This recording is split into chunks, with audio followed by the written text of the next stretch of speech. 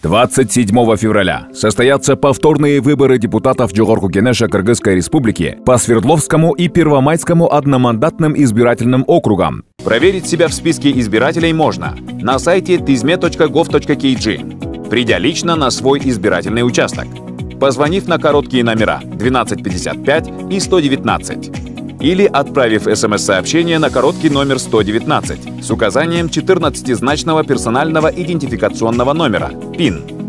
В ответ вы получите адрес и номер вашего избирательного участка.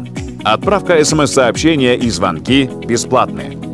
Если вы обнаружили ошибки, неточности в своих данных или отсутствие в списке избирателей, вы вправе подать заявление об уточнении данных в списке избирателей, придя лично на избирательный участок и пройдя биометрическую идентификацию, либо посредством сервиса «Кабинет избирателя» на портале Tizme. Если вы не проходили биометрическую регистрацию, то вам необходимо пройти эту процедуру в органах Государственной регистрационной службы, в ЦОНах.